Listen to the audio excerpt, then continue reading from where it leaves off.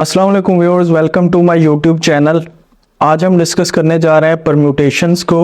Symmetric groups हम देखेंगे और हम देखेंगे जी product of permutations and inverse of permutation. तो स्टार्ट करते हैं आज की वीडियो। सबसे पहले हम डेफिनेशन देखेंगे कि what is permutation group.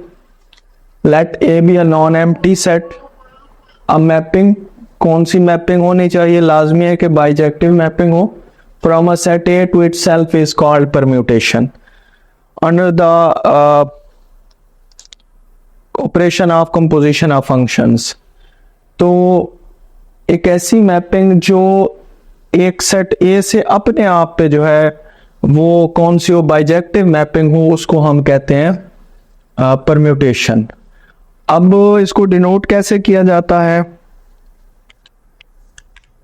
If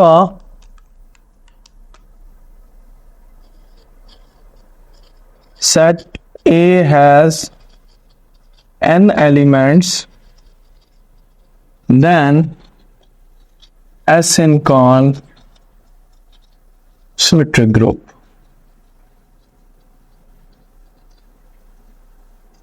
ठीक है, Sn क्या कहलाता है? Symmetric group. n यहां पे क्या है, उसके अंदर कितने एलिमेंट्स हैं, ये उनकी तादाद है। फर्ज करें आपके पास अगर S2 है, ठीक है, तो वो किस टाइप का होगा? 1 2 2 1, ठीक है, या फिर 1 2 1 2 भी हो सकता है। तो S2 को हम ऐसे डिनोट करते हैं। इसी तरह अगर बात की जाए S3 की, तो S3 में जो है कितने एलिमेंट्स होंगे? पहली तो ये बात है कि एलिमेंट्स कैसे काउंट करेंगे। एलिमेंट्स काउंट करने का तरीका है जी Sn is equal to n factorial. ठीक है, Sn का ऑर्डर किसके इक्वल है?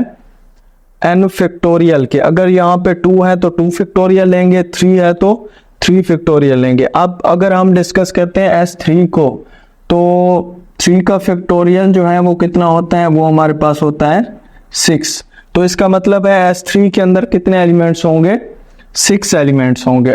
तो हम जो है 6 एलिमेंट्स जरा बनाते हैं, वो कौन कौन से बनेंगे?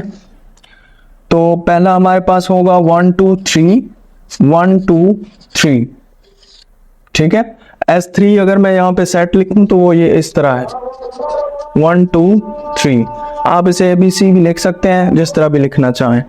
तो एक आइडेंटिटी होगा, चूंकि ये सिमेट्रिक ग्रुप है। ग्रुप में आपको पता है आइडेंटिटी भी होता है, इनवर्स भी होता है।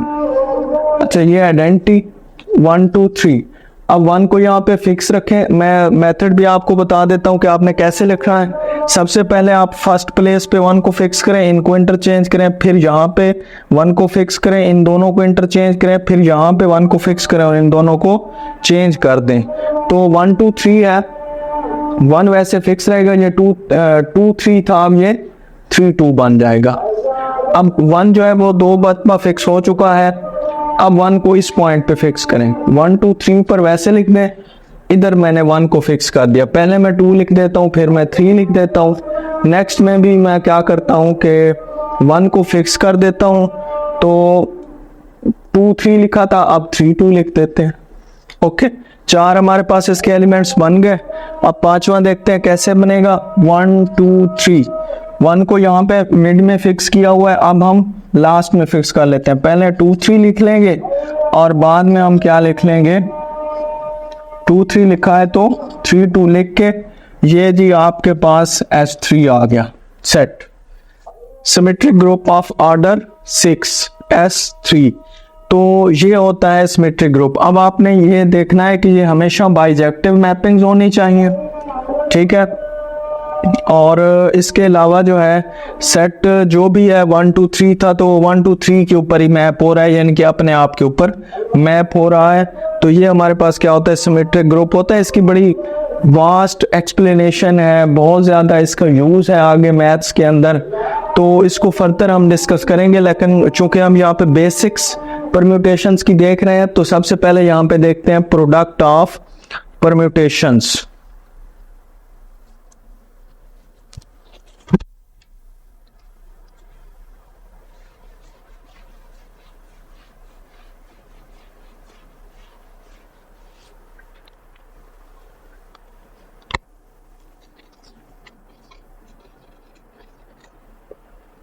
प्रोडक्ट।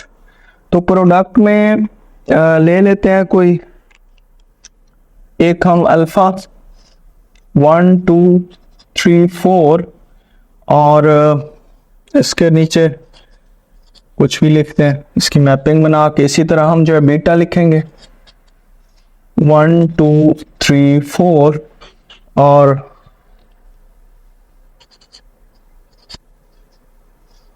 अब जो है हमने इसको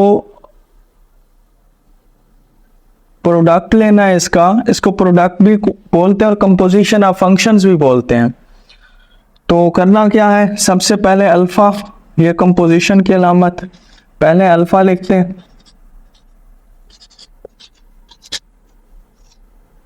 फिर बीटा लिखते हैं,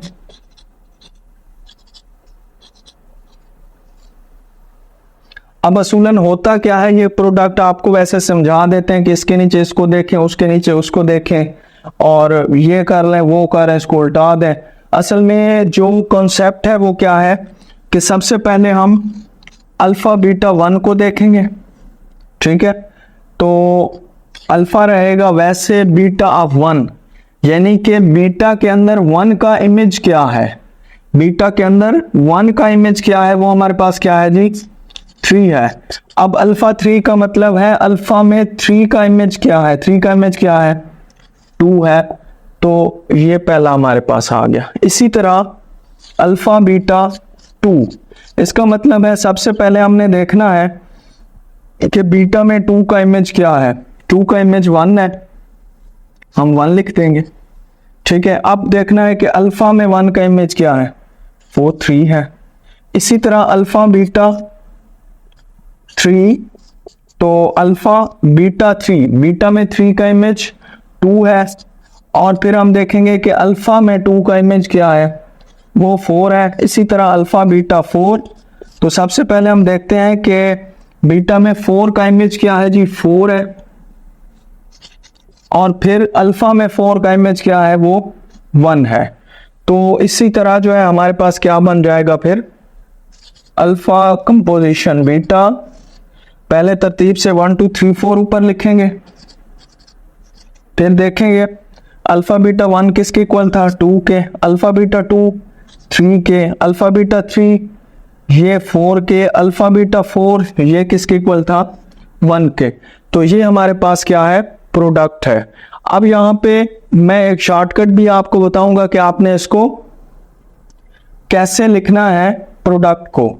तो जब भी आपको अल्फा बीटा की प्रोडक्ट दी जाए, आपने क्या करना है कि आपने सेकंड सेट पहले देखना है, फर्स्ट बाद में।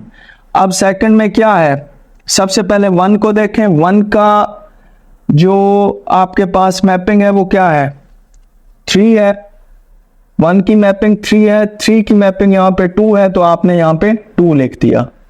इसी तरह दूसरे साइड में फिर 2 को देखना है, वो 1 को मैप कर रहा है, 1 इधर मैप कर रहा है 3 को, तो आपका आंसर क्या होगा 3 होगा। इसी तरह 3 को 2 पे मैप कर रहा है, 2 यहाँ पे 4 पे, तो यहाँ पे 4 आएगा, 4 पे मैप कर रहा है, यहाँ पे 4 1 पे, तो यहाँ पे 1 आ जाएगा। ये एक शॉर्टकट वे है, ये आपका लॉजिकल वे है। तो इसी तरह जो है हम प्रोडक्ट मालूम कर सकते हैं 2 परम्यूटेशंस की। तो एक क्वेश्चन हम इनवर्स का भी देख लेंगे कि इनवर्स कैसे फाइंड करेंगे।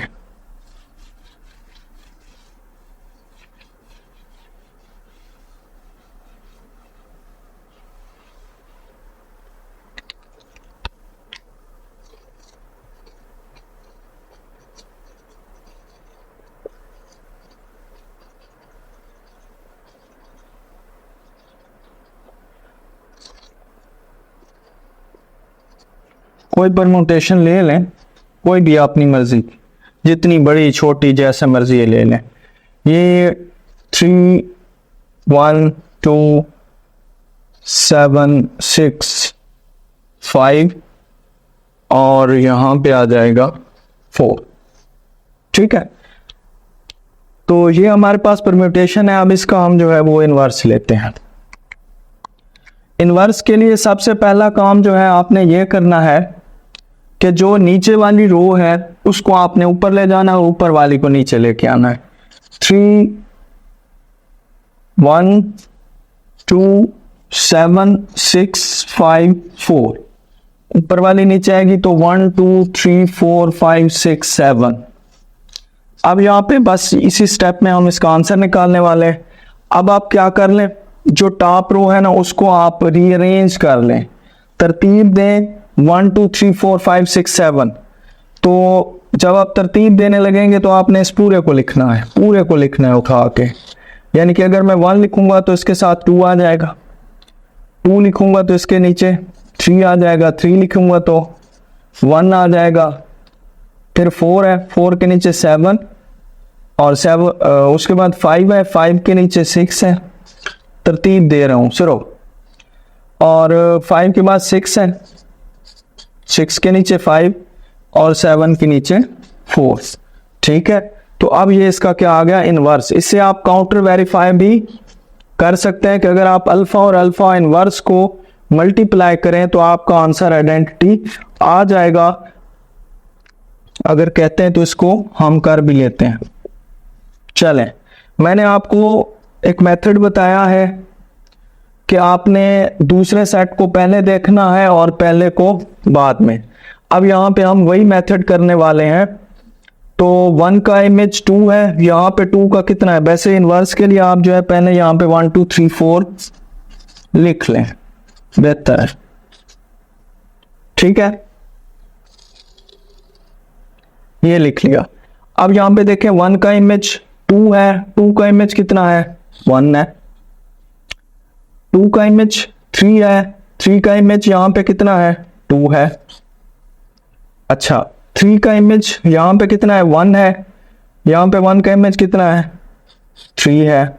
इसी तरह 4 का इमेज 7 है, 7 का इमेज कितना है 4 है। 5 का इमेज 6 है, 6 का इमेज क्या है यहाँ पे 5 है।